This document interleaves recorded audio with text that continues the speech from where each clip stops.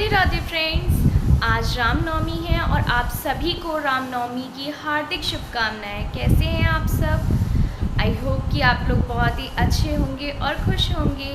तो आज हमारे यहाँ कन्या पूजन है। कुछ लोगों के अष्टमी को होता है और कुछ लोगों के यहाँ नवमी को, बट आज हमारे यहाँ है। तो बने रहिए इस ब्लॉग में, हम दिखाते हैं कि हमारे यहाँ कन्या पूजन कैसे होता है।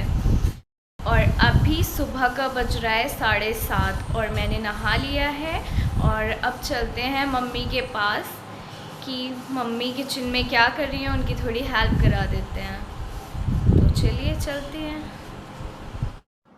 तो खाना तो सारा बन ही चुका था, बट पूड़ियाँ रह गई थी कन्याओं के लिए। फिर मैंने आकर पूड़ियाँ तल दी और खाना पूरा रेडी हो चुका था। तो मम्मी ने आज सब्ज़ी बनाई थी चने की, आलू की सब्ज़ी, चने और खीर, हलवा और पूरी।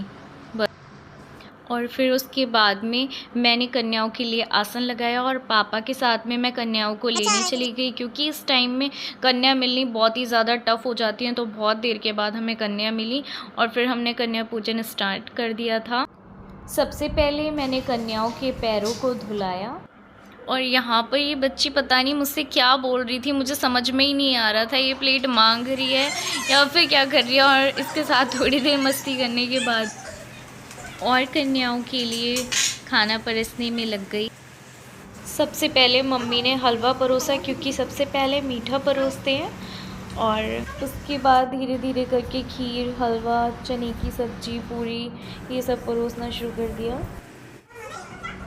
और इसके बाद पापा ने कन्याओं को पूरी परोसी और फिर उसके बाद में मम्मी ने याद दिलाया कि तुम चुन्नी बांधना तो भूल ही गई हो। फिर मैंने कन्याओं के सर पर चुन्नी बांधना स्टार्ट कर दिया। एक एक करके सबको चुन्नी बांध दी उनके माथे पर। और उसके बाद कुछ मम्मी ने चुन्नियाँ बांधी कन्याओं की, कुछ भाई ने, और उसके बाद पापा ने।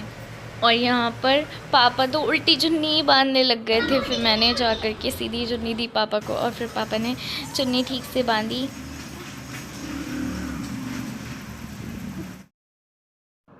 और उसके बाद मम्मी ने और मैंने कन्याओं को अपने हाथों से थोड़ा सा खाना खिलाया।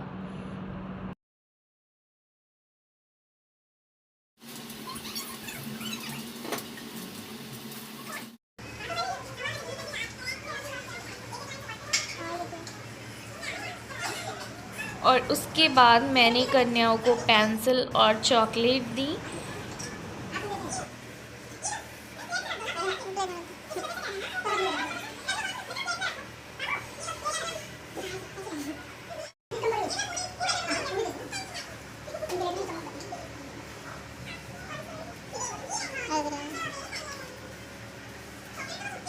देन उसके बाद भाई ने कन्याओं को बॉक्स दिए। सारी कन्याएं अपने अपने कलर जो उनके फेवरेट थे वो वही कलर मांग रही थी।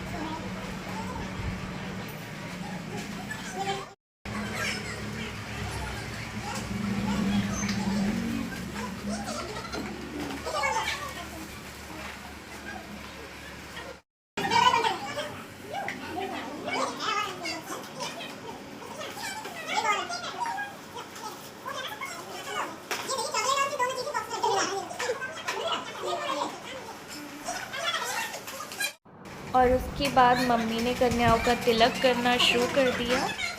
और अब मेन पॉइंट आता है कन्याओं को दक्षिणा देने का, जिससे कन्याएं बहुत ज़्यादा खुश हो जाती हैं। फिर उसके बाद और फिर पापा ने दक्षिणा दी कन्याओं को।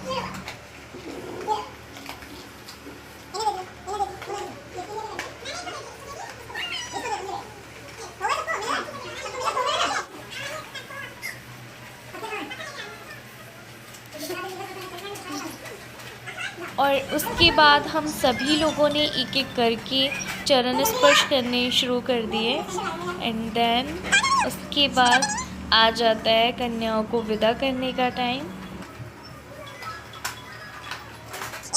और इस प्रकार कन्या पूजन संपूर्ण होने के बाद कन्याओं को विदा कर दिया गया।